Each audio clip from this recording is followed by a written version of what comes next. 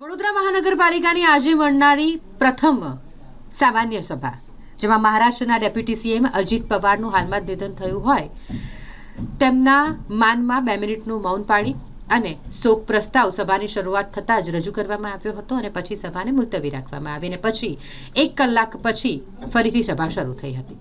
આજની સભામાં અનેક મહત્વના મુદ્દાઓ પર ચર્ચા થવાની અપેક્ષા હતી, પરંતુ મહારાષ્ટ્રના રાજકારણના કદાવર નેતા અને ડેપ્યુટી સીએમ અજીત પવારના દુઃખદ અવસાનને કારણે વહીવટીતંત્રને ચૂંટાયેલ પાંખ દ્વારા સભા મોકૂફ રાખવાનો નિર્ણય લેવાયો। મેયરની અધ્યક્ષતામાં મળેલી આ બેઠકમાં ગૃહના નેતા દ્વારા શોક પ્રસ્તાવ રજૂ કરવામાં આવ્યો। ગૃહે 2 મિનિટનું મૌન પાડ્યું, દિવંગતની આત્માની શાંતિ માટે પ્રાર્થના કરીને ત્યારબાદ સભાને બરખાસ્ત કરવામાં આવી। આજની સભા મુલતવી રહેતા હવે પછીની આગામી સામાન્ય સભા સીધી બજેટ સત્ર તરીકે યોજાશે।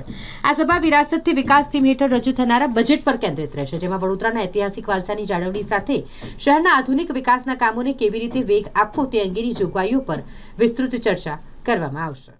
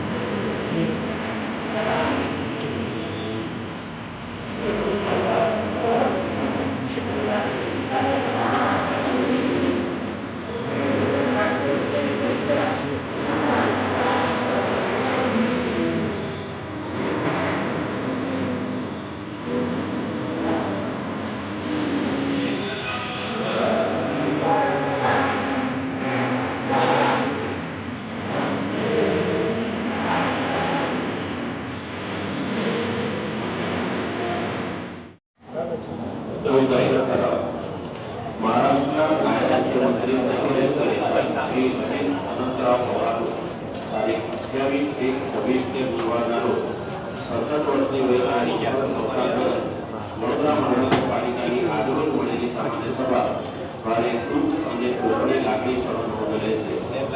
શ્રી અજીત પવારનો જન્મ તારીખ મહારાષ્ટ્રના નાયબ મુખ્યમંત્રી શ્રી અને વરિષ્ઠ નેતા શ્રી અજીતભાઈ પવારનું તારીખ 28 જાન્યુઆરી 2026ના રોજ 67 વર્ષની ઉંમરે દુઃખદ અવસાન થયેલું છે। સમગ્ર સભા તેમના પરિવાર પર આવી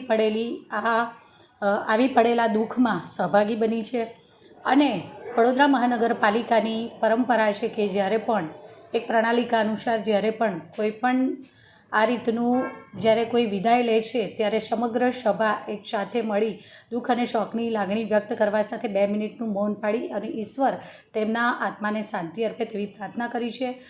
આ સભા મુલતવી રાખી અને ત્યારબાદ જે વર્ષ 2026-27નું આપણું જે બજેટ હતું તેની સામાન્ય સભા 11 કલાકે રાખવામાં આવી હતી।